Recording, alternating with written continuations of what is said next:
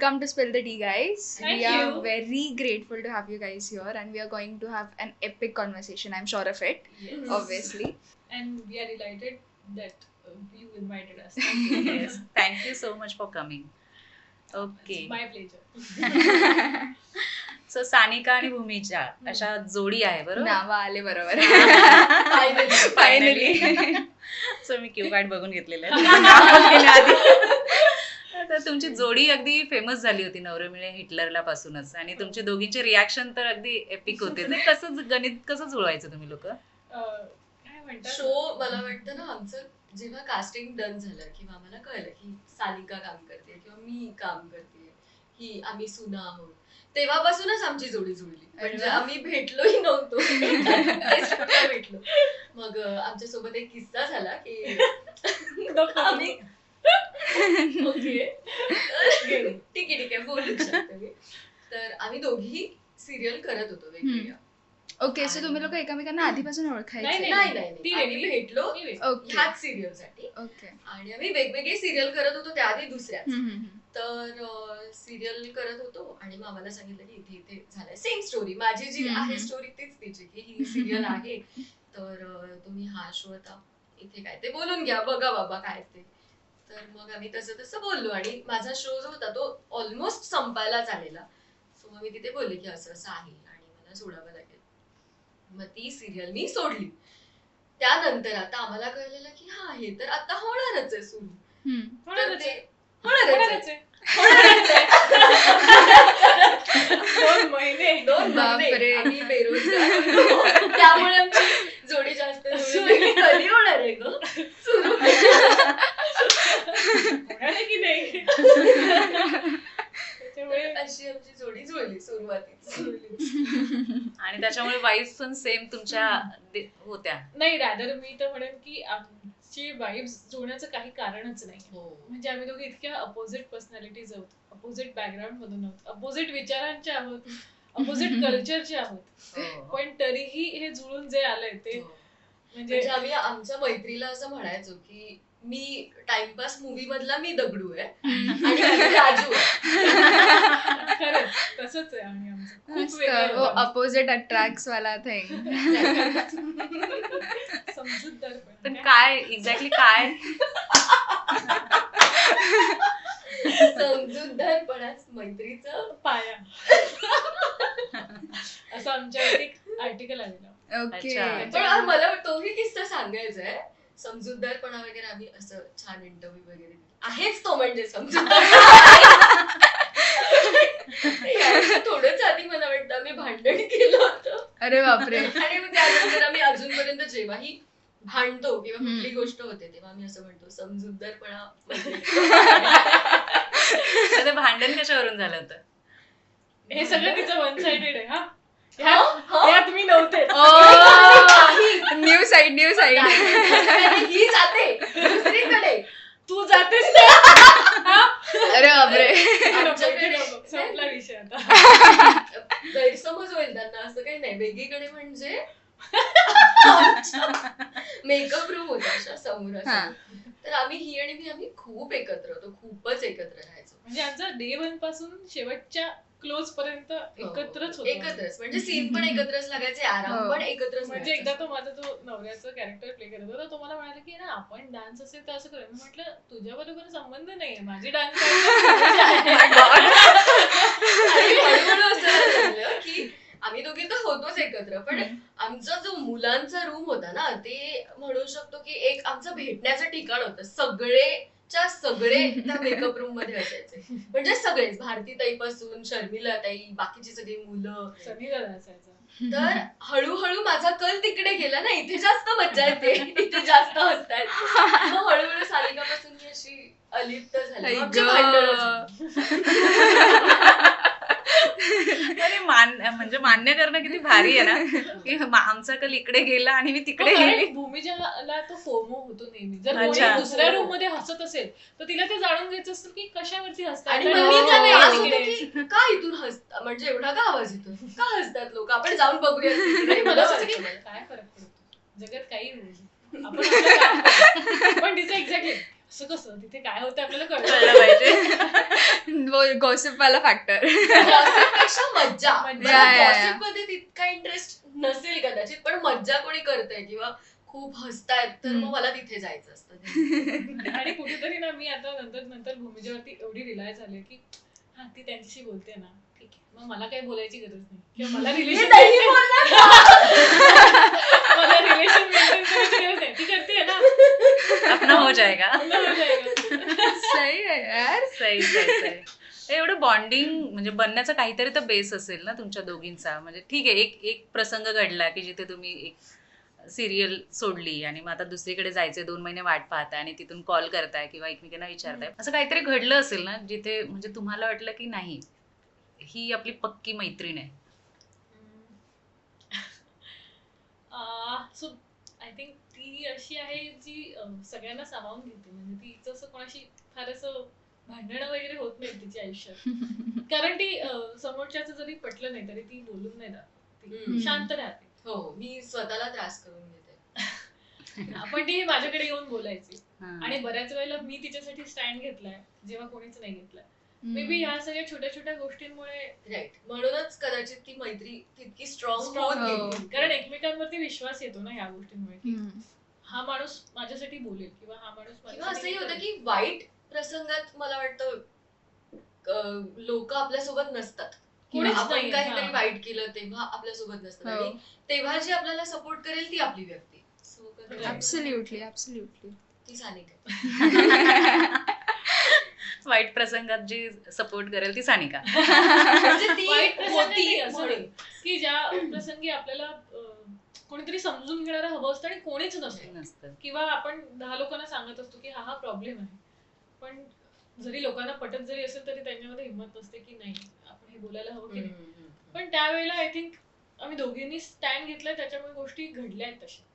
So which is very important sometimes actually की तुम्हाला कोणाचा तरी सपोर्ट Yeah, लागतो. yeah. लागतोच. खरंय खरंय. So yes. बाकी नाही तर सगळे डिप्लोमॅटिक असतातच. बरोबर आहे. सिंपल गोष्ट आहे. मला असं वाटतं की एकतर बऱ्याच लोकांचं हाच माइंडसेट असतो की ठीकच आहे ना, आपल्याला आता काम करायचंय, आपल्याला घरी जायचंय, तर कशाला उगाच कोणासोबत तरी वाईट व्हावं किंवा उगाच कशाला कोणासोबत वाद घालावे, म्हणून काही लोक सोडून देतात विषय.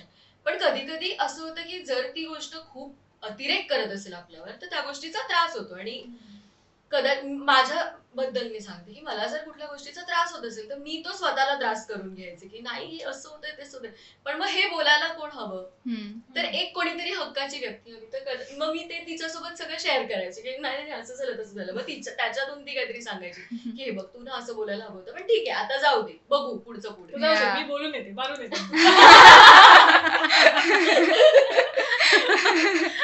असं कधी झालंय का की म्हणजे म्हणजे हो. नाही, कुठे काय.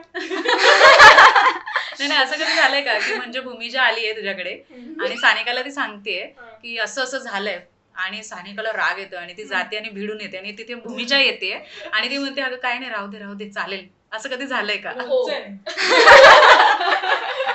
अरे बापरे. मी लगेच मला कोणी भडकवलं तर मी लगेच भडकते. आणि मला वाटतं सानिका सगळ्यांसाठी नाही अशी, पण ती ज्यांच्यासाठी केअर करते त्यांच्यासाठी ती अशी डायरेक्ट काली अवतार घेऊन उभी असते. मग असा नाहीतर मग सगळंच की नाही मला काय फरक नाही पडत, मी कशाला बोलू त्याच्यासाठी, अशी पण आहे ती. बापरे. पण ज्याच्यासाठी काळजी आहे त्यांच्यासाठी खंबीरपणे उभी पण राहणारी आहे. असा असा कालिका अवतार कधी घेतला होतास तू? मी बघितलं आता आपण तर वैसा पण हे नको डेगच करतोय तो. हे आता नको बोलायला. पण हो मी बघितलंय तिचा काली होता. बापरे. गुड. शॉपिंगला जायला कोणाला आवडतं जास्त? सानिका. नाही ग, नाही आम्ही तर ऐकलं की ताई फार कलेक्टिव्ह आहे. सो म्हणजे शॉपिंग तर काय कुठल्या मुलीला नाही आवडत, पण I think Obviously, me yeah, त्या yeah. बाबतीत फार कॅल्क्युलेटिव्ह आहे की मला माहिती असतं की कदाचित माझे एवढे फायनान्सेस आहेत आणि मी एवढं त्याच्यासाठी स्पेअर करू शकते. किंवा माझं बऱ्याच वेळेला असं असतं की मला एखादी गोष्ट जर पर्टिक्युलर हवी असेल तर त्याच्यासाठी मग मी खूप वेळ सेव्ह करते आणि मग तशीच छान गोष्ट घेते. सो ते माझं पण मी असे रोज खर्च नाही करत किंवा मला कितीही इच्छा असेल की मला रोज आईस्क्रीम खायचं, पण मी खूप कंट्रोल करते, खूप स्वतः जे जे भूमीच्या नाही केलं ते बनमस काय खायचंय मागवा मागवा, हो मी खाण्यावर हे खर्च मी नाही करू शकत कधी.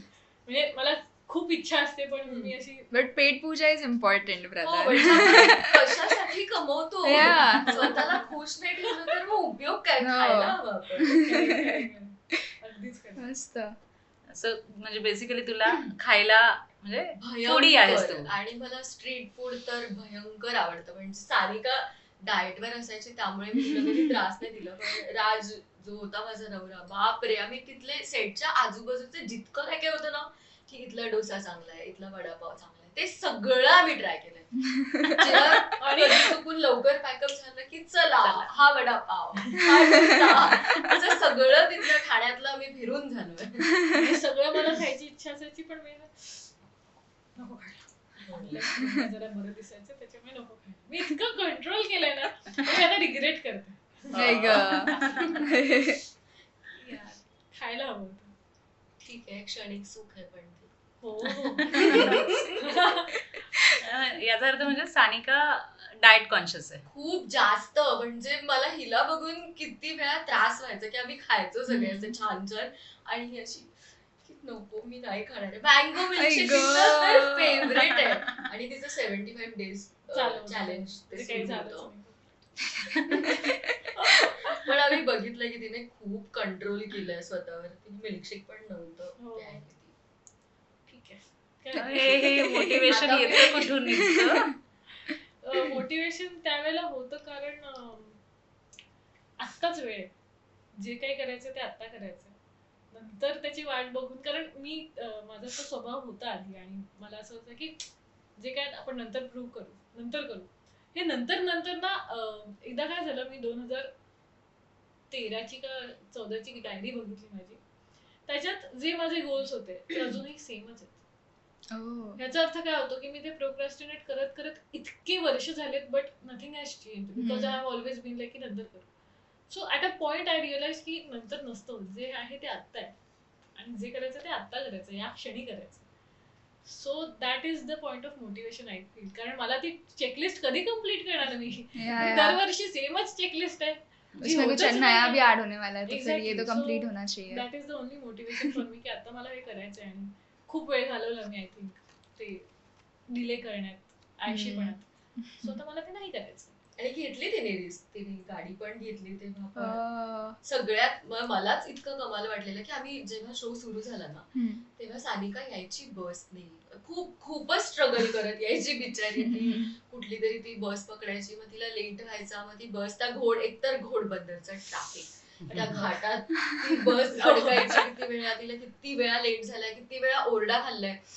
आणि ना आम्ही तिचा स्ट्रगल बघितलाय की ती इतकी मोठी बॅग घेऊन एवढ्या गरमीत ते कॅब, एवढे मोठे लांब हाताचे कपडे सगळे घालून वगैरे यायची. आणि नंतर एक दिवस तिने हेच सेम डायरीचं ती बोलली आणि मग तिने घेतली रिस्क. तिने घेऊन टाकली गाडी, करून दाखवलं. क्या बात, क्या बात. हे असायला पाहिजे. म्हणजे कुठेतरी बॅक ऑफ द माइंड तुमच्या चालत राहायला पाहिजे की मला काय करायचंय. फोकस्ड फोकस, हो ऍब्सोल्युटली. एफर्ट्स असणं खूप गरजेचं आहे. मस्त. Congratulations by the way for the car. Thank you Yes. Thank you. आणि मग नंतर मला एकदा असंही झालं की मी माझ्या नोट्स मध्ये बऱ्याच गोष्टी लिहित नोट डाऊन करत असते रोज की आहे ते. तसंच मी एकदा नोट्स क्लिअर करत होते, तर त्यात मी लिहिलेलं की at the end of the year की आपल्याला नवीन फोन आणि नवीन गाडी घ्यायची. आणि जे मी विसरले होते, जे मी काहीतरी मार्च मध्ये वगैरे लिहिलेलं, नाही का आधी लिहिलेलं आहे, जानेवारी मध्ये लिहिलेलं आणि जे झालं कम्प्लीट. सो मलाच भारी वाटलं की हा आपण केलं. So it was a good feel. Self satisfaction हो गया. सानिकाच्या फोनचा तर किस्सा म्हणजे सानिका आली की आम्ही जर ऍक्टिंग करायची असेल कोणाला तर सानिकाची फोन घ्यायची आणि असं करायची, असं बोलायची. हो, कारण माझा फोनचा स्पीकर खराब होता. आई आणि गं. आम्ही तिचा मजाक उडवायचो बेसिकली की हा सानिका आली, पण नंतर फोन घेतला. Yes. तर मगाशी पण सानिका म्हणाली की तुमच्यामध्ये खूप सारे डिफरन्सेस आहेत. म्हणजे कल्चरल डिफरन्सेस आहेत, बाकीच्या पण गोष्टी आहेत. तर ते काय असे डिफरन्सेस आहेत? म्हणजे तुमच्या ऑफकोर्स तुमच्या दोघींच्याही लाईफच्या वेगवेगळ्या स्टोरीज असतील आणि त्याच्यानंतर तुम्ही एकत्र आलात हो. ना.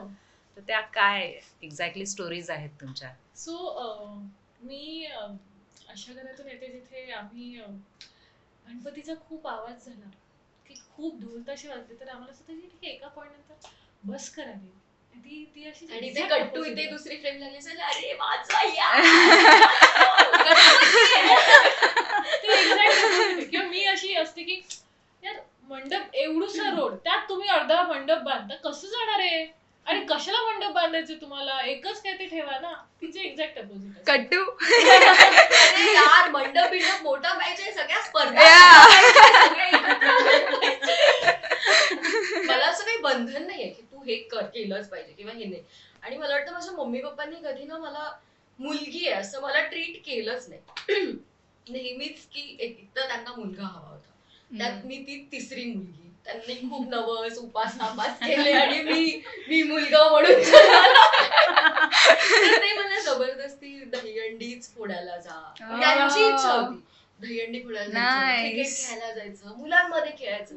तर मला कधी ती बंधनच नव्हती आणि म्हणूनच कदाचित आमच्यात पण हो. तितका डिफरन्स आहे की मी हो. अशीच असते, मी मुलांमध्ये आणि मी आयुष्यात त्या मुलांच्या रूम मध्ये गेले नाही, पण नंतर भूमीच्या तिकडेच जाऊन बसायची. मग मला ऑप्शन नाही उरला. मला आता ती तिथे पण बसायला मजा यायची की नाही. ऍब्सोल्युटली कारण आम्ही धमाल गेम खेळायचो. गेम्स तर आम्ही इतके खेळले पण इट फील्स ग्रेट की एखाद्या अपोजिट विचारांची व्यक्ती तुमच्या आयुष्यात असणं महत्वाचं असतं. सो तुम्हाला एक दुसरा पॉइंट ऑफ व्ह्यू कळतो आणि तुमचे पर्स्पेक्टिव्ह वाढतात बेसिकली जगाकडे बघायचं. म्हणून मी आहे तुझी मैत्रीण.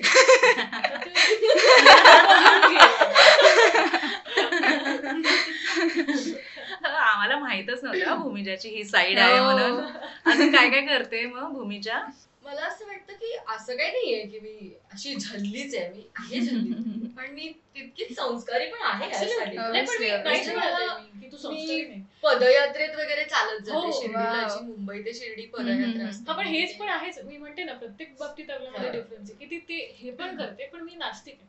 म्हणजे माझं हा, असं हा. म्हणणं नाहीये की देव नाहीये, आहे, पण ह्याच्यासाठी मी फार काही करणाऱ्यातली नाहीये. पण आणि मी आहे कम्प्लीट देव सगळं करणार.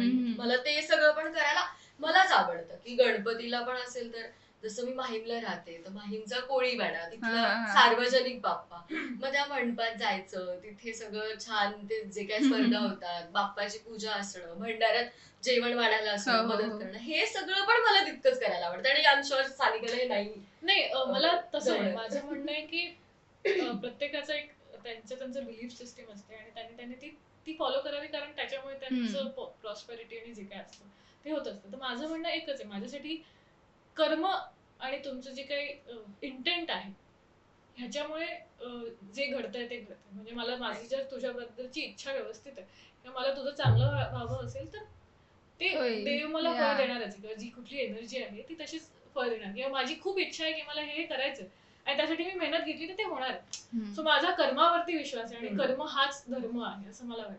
की तुम्ही काय विचार करून आणि कुठल्या गोष्टी किती दुसऱ्याचा चांगला विचार करून किंवा सगळ्यांचा विचार सारासर विचार करून जर केले तर आय थिंक अजून वेगळं काही देवधर्म करायची गरज नाही लागत. किंवा जे लोक देवधर्म करून मग इथे वेगळे वागतात त्यालाही अर्थ उरत नाही, ते पण नलिफायच होतं मग एक्झॅक्टली. असं वाटतं मला. True true. Right. आपण एवढा परखड विचार ठेवणं पण म्हणजे आत्ताच्या जिथे आपल्याला सगळंच दिसतंय की असंही आहे असंही आहे, याही प्रकारची लोक आहेत, हाही दृष्टिकोन आहे, याही पद्धतीचे विचारसरणी ठेवणारे लोक आहेत. अशा वेळेला एवढं परखड स्वतःचं मत मांडणं हे एकदम भारी आहे. म्हणजे खरं तर म्हणजे हिंमतही लागते त्याच्यासाठी खरं तर. आणि त्याच्यासाठी स्वतःलाही ते एक्सेप्टन्स लागतं की मी अशीच आहे, मग ठीक आहे सानिकाची आहे मला तर. वाटतं तीच खासियत आहे, ती खूप स्ट्रेट फॉरवर्ड आहे, ती अजिबात फेक वागणारी नाहीच आहे, जे आहे ते. आणि माझ्या चेहऱ्यावर दिसतं. या हो. नाही पण ते पण छान आहे ना. It's like I understand we are together, but like मला जर तुझं हे नाही पटत तर नाही पटत आहे. बरोबर. सिम्पल. पण असंही नाहीये तिचं. म्हणजे मला आठवतंय गणपतीच्या वेळेसच आपल्याला ती मी मूर्ती ती हे करणार होते, देणार होते त्या सार्वजनिक मंडळाला, तर तिचीच मी हेल्प घेत होते की अरे वा. शेला कुठल्या कलरचा चांगला वाटेल किंवा मी तेच म्हणते की तुमचं इंटेंट काय आहे Yeah. आणि आपण कोणासाठी असं नाहीये तिचं हा, की नाही नाही देव नाहीच आहे. देव नाही असं माझं असं म्हणणं नाहीये. नाही. माझं म्हणणं आहे की कुठल्याही गोष्टीचा अतिरेक करू नये. आणि हम्म. जर तुम्ही तेवढंच करताय ना, जर समजा मी आता देवासाठी एवढं करते तर तुम्ही लोकांसाठीही तेवढं करा. तिथे तुम्ही हडतूड करून इथे फक्त देवाला केलं तर मग त्या गोष्टी तो देवापर्यंत जाणार पण नाही तो Exactly. नमस्कार हम्म. हा. बरोबर मला असं वाटतं की फक्त कर्म छान ठेवा बाकी सगळं होत राहतं. होत राहतं. आणि देवाला नमस्कार देवळात जाऊन केला काय आणि घरात मनापासून केला काय दोन्ही सारखंच असतं. हो. तर ते कुणाला त्रास न होता करणं जास्त Important. महत्वाचं. Great great. जसं आता रिसेंट हे पण झालं लालबागच्या राजाचं हम्म. इतकं हो. ऐकून होतं किंवा मला एक तर मी जाते दरवर्षी काही ना काही विचार करून की हा जाऊया जाऊया जाऊया पण ह्यावेळेस मी बघितलं की ते इतकं ओढाताण होते इतकी गर्दी आहे आणि तरी लोक तिथे उभी आहेत तर हे असं सगळं का होतंय का लोकांना असं ढकललं जातं माझ्यासोबत पण झालंय मी पण गेले दर्शनाला आणि गर्दी म्हणजे गर्दी होती जिथे पाया पडले थोडस पुढे जाऊन मी उभी राहिले आणि तिथे अजिबात गर्दी नव्हती मला पण असं करून फेकलं होतं तिकडे आणि तिथे भांडण पण झालं माझं की आहेत का पुढे माणसं का तुम्ही ढकलताय पण नाही ते तिथलं आता त्या लोकांवरही वेगळं प्रेशर असेलच की इतकी गर्दी मेंटेन करायची पण मग मी ह्यावेळेस ठरवलं की ठीक आहे गणपती बाप्पा आहे ना त्याला घरातून इथून नमस्कार केला तरी तू तिथे पोहोचणारच आहे सो यावेळेस मी ठरवून नाही गेले सो दोन अगदी अपोजिट विचार करणाऱ्या व्यक्ती आहेत तर मला एक छोटासा असा प्रश्न पडलाय की म्हणजे अशा पद्धतीने जे ट्रीटमेंट दिली जाते पब्लिकला कारण प्रत्येकाची श्रद्धा आहे आस्था आहे आणि त्या आस्थेने लोक जातात तिथे माथा टेकवायला आणि अशा वेळेला ट्रीटमेंट दिली जाते तर अशा मंडळांसाठी तुम्हाला काय वाटतं की काय तुम्ही सांगाल कशा पद्धतीने असायला हवं म्हणजे काय आय थिंक मी याच्याबद्दल न बोललेलं बरं नाही तर बऱ्याच भावना दुखावल्या जातील नाही पण पॉझिटिव्ह वेने पण तू सांगू शकतेस ना की काय स्कोप ऑफ इम्प्रुव्हमेंट असू शकतात ना प्रत्येकाला गरजेचं नाही की आपण नेगेटिव्ह बोलतो आपण कदाचित वोकल आहोत आणि आपण मेसेज देतोय आय थिंक लालबागच्या बाबतीत ते they are doing their best I think कारण ज्या प्रकारचं क्रेज आहे लालबागच्या राजासाठी ते कुठल्याच बाबतीत नाही येणार आणि आपण जसं हे म्हणतोय की ते 2 सेकंद पण देत नाहीत किंवा वटेवर पण त्यांचंही तेच असणार आहे की तेही त्यांच्या परीने बेस्ट करण्याचा प्रयत्न करत असतील तेही त्यांच्या परीने मॅन पॉवर तेवढी वाढवून करत असतील आपल्याला दुसरी बाजू नाही माहिती किंवा ते त्यांच्या परीने जेवढं शक्य होईल तेवढं करायचंय पण शेवटी श्रद्धास्थान असल्यामुळे आपण त्याच्या बाबतीत जास्त काही बोलू नाही शकत कारण माझ्याच घरी माझे जिजाजी आहेत जे प्रत्येक दरवर्षी त्या लालबागला पहिल्या दिवसापासून लाईन लावतात अनवाणी जातात आणि ते त्यांच्यासाठी म्हणजे ते देवाकडे असतं आणि त्यांचं असं की लालबाग मी चुकवू नाही शकत आणि ते काहीतरी जे मागितले ते त्यांचं खरं झालंय सगळं सो त्याच्यामुळे हे जे बिलीफ आहेत ते आपण तोडू नाही शकत त्यामुळे लोकांना जर जायचं तर ते जाणारच आहे असं नाही होणार की ते नाही जाणार तर आता ते मॅनेज कसं करायचं मग ग्रेटर एंटिटी आली पाहिजे ज्यांना खूप कमाल मॅनेजमेंट करता येतं तेच एक सोल्युशन असू शकतं आणि एक तर ते आहे पण अशा ठिकाणी की तिथे बाकी सगळा क्राऊडच आहे म्हणजे तिथे किती स्कोप ऑफ मॅनेजमेंट होऊ शकते काय I don't know I am not really aware कारण मी कधीच गेले नाही असं भूमिजाला काय वाटतं मला काही वाटत नाही मला असं वाटतं की जे आपण आता जे मध्ये आलेले की सेलिब्रिटीज आले की त्यांना एकदम जागा करून दिली जाते आणि त्यांना एकदम स्पेशल ट्रीटमेंट दिली जाते तर आम्ही पण गेल्या वेळेस प्रमोशन साठी गेलो होतो मुंबईच्या राजाला गेलो आणि तो व्हिडिओ बाहेर आला नंतर मीडियावाल्यांनी आणि त्यांनी शूट केलेला तो व्हिडिओ बाहेर आला आणि त्यावर आम्हाला खूप ट्रोल केलं गेलं जे की आम्ही गेलो होतो तर जे काही चॅनलची काही ऍक्टिव्हिटी होती किंवा आणि आम्ही खुश होतो की चला ह्या निमित्ताने का असेल आपल्याला तिथे बाप्पाजवळ दर्शन घेता येतं तर आम्ही गेलो तिकडे आणि तो व्हिडिओ जसा बाहेर आला आम्हाला इतकं ट्रोल केलं गेलं की हे कोण लागून गेले हे काय मोठे हे का यांना काय स्पेशल ट्रीटमेंट मग बाकीची लोक काय पण मला असं जर वेगळा विचार करायचा झाला की ते का देतात ही स्पेशल ट्रीटमेंट तर मला असं वाटतं की जर मी माझ्याबद्दल नाही म्हणत आहे पण जे कोणी मोठे सेलिब्रिटी येत असतील ते आले त्यांच्यामुळे आणखी गर्दी होईल आणखी सगळं रखडेल तर कदाचित म्हणूनच त्यांना तो वे काढून दिला जातो की तुम्ही घ्या दर्शन बाबा आणि जा तर हेही रिझन असू शकतं आपल्याला तर त्यांची बाजू नाही माहिती खरं सांगू तर पण जे आम्ही गेलो होतो दर्शनाला तर आम्हाला खूप छान वाटलेलं पण लोकांनी इतकं ट्रोल केल्यामुळे मला असं बापरे आपण काय पण गेली पण हा मुद्दा बरोबरच आहे की आपण जेव्हा थांबलेलो तेव्हा किती लोक आलेले फोटो काढले आणि त्याच्यामुळे केओस होतच होता so that is also reason की तुम्ही एक वेगळी लाईन करा पटकन दर्शन घ्या आणि निघा कारण तुम्ही जेवढं थांबाल तिथे अजून गर्दी आणि अजून केओस होणार आहे जो नको आहे कोणालाच म्हणजे नाण्याला जशा दोन बाजू असतात, जसं आपण नेगेटिव्ह बघतो बरेचदा सोशल मीडियावर की ढकललंय वगैरे, पण त्याची अपोजिट किंवा वेगळी साईड पण असू शकते ना, की ठीक आहे म्हणजे ह्याच जो आलेली रसिक आहेत किंवा भक्त आहेत त्यांचे हाल नको व्हायला म्हणून यांना पटकन काढा, कारण मग बरोबर. लाईन थांबवावी लागेल किंवा दोन कुठे दिवस कुठे. वगैरे पण राहतात. सो हाही पॉइंट ऑफ व्ह्यू असू शकतो. Absolutely. आणि दुसरी एक महत्वाची गोष्ट की मंडळावर ते प्रेशरही क्रिएट झालेलं असतं की मॅनेजमेंट करायचंच आहे त्यांना क्राऊड, हम्म. आणि मग ते कसं करायचं तर त्यांच्या पद्धतीने त्या वेळेला येणाऱ्या प्रसंगानुसार ते निर्णय घेतात. बरोबर. हाही पॉइंट ऑफ व्ह्यू असू शकेल कदाचित, आणि त्याच्यातून हे सगळं घडत असेल.